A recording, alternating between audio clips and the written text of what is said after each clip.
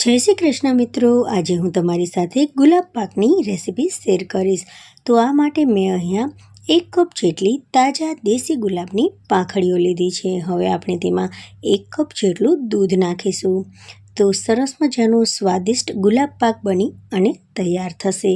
હવે આપણે લઈશું કઢાઈ, તેને ગેસ ઉપર મૂકી અને આપણે તેમાં 2 કપ જેટલું દૂધ નાખીશું। દૂધની સાથે જે મલાઈ હોય છે તે પણ આપણે અડધા કપ જેટલી તેમાં એડ કરી દઈશું। હવે ટોટલ આપણે અહીંયા 3 કપ દૂધનો ઉપયોગ કરીશું। 2 કપ કઢાઈમાં નાખ્યું છે અને 1 કપ જેટલું આપણે પાંદડીઓ સાથે નાખેલું છે। તો ટોટલ અહીંયા 1 કપમાં 110 મિલીની આસપાસ દૂધ સમાય છે। તો અહીંયા ટોટલ આપણે 350 મિલી જેટલું દૂધ લીધું છે। તો હવે આ દૂધને ધીમા તાપે આપણે ગરમ કરવાનું છે। જેમ જેમ દૂધ ગરમ થતું જશે તેમ તેમ તેની ક્વોન્ટિટી પણ ઘટતી જશે અને દૂધ ઘટ્ટ થતું જશે।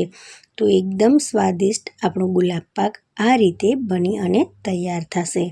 ગેસની ફ્લેમને આપણે અહીંયા ધીમી જ રાખવાની છે અને ધીમા તાપે આપણે આ ગુલાબ પાક બનાવવાનો છે। રીત બતાવવા માટે મેં અહીંયા ફક્ત થોડી સામગ્રીનો ઉપયોગ કર્યો છે। જો તમારે વધારે ગુલાબ પાક બનાવવો હોય તો તમે વધારે સામગ્રીનો ઉપયોગ કરી શકો છો। ધીમે ધીમે અહીંયા દૂધ એકદમ ઘાટું થઈ જશે અને એકદમ માવાના સ્વરૂપમાં આવી જશે। તો દૂધને આપણે સતત ચલાવતા રહેવાનું છે। હવે આપણું દૂધ છે તે સરસ મજાનું માવા સ્વરૂપમાં આવી ગયું છે। તેમાં આપણે 1 ચમચી જેટલો એલચીનો પાવડર અને જે દૂધમાં બોળેલી પાંખડીઓ હતી તે નાખી દઈશું।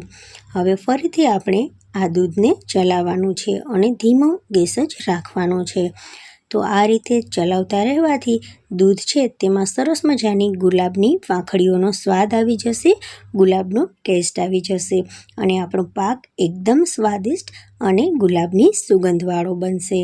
તો ધીમે ધીમે દૂધ અહીંયા પણ એકદમ ઘટ્ટ થઈ ગયું છે અને તેમાં થોડો ગુલાબી કલર પણ આવી ગયો છે।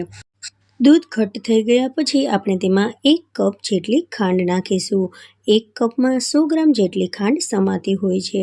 તો હવે આ ખાંડ પણ તેનું પાણી છોડશે, પછી હલાવતા રહીશું ધીમે ધીમે। તો જે પાણી છે તે પણ ધીમે ધીમે ઉડી જશે, બળી જશે। તો અહીંયા આપણો ગુલાબ પાક એકદમ ઘટ્ટ બની અને તૈયાર થઈ ગયો છે। હવે આપણે તેમાં 1 ચમચી જેટલું ઘી નાખી દઈશું। 1 જ ચમચી જેટલું ઘી નાખવાનું છે। હવે ધીમે ધીમે આ રીતે ચલાવતા રહેવાથી ગુલાબ પાક તળિયું છોડવા માંડશે, ત્યારે સમજવાનું કે આપણો ગુલાબ પાક બની અને તૈયાર થઈ ગયો છે। તો અહીંયા જે આપણો પાક છે તે તળિયું છોડવા માંડ્યો છે। ગેસની ફ્લેમને બંધ કરી દઈશું। ગુલાબ પાકને ડીશમાં પાથરવા માટે તેને ગ્રીસ કરી લઈશું।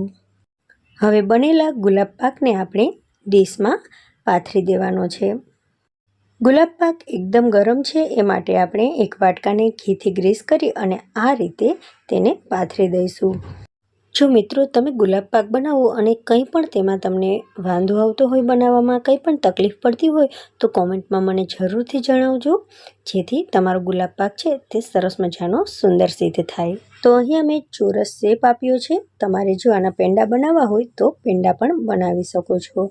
તો અહીંયા આ રીતે શેપ આપી દીધો છે। હવે આપણે થોડી કાજુ અને બદામની કતરણ તેમાં ઉપરથી સજાવી લઈશું। હવે આ રીતે તેના પીસ પાડી લઈશું। અત્યારે ગુલાબ પાક છે તે ગરમ છે, હવે તે ઠંડો થશે પછી એકદમ સરસ મજાના તેના ચોસલા બહાર નીકળશે।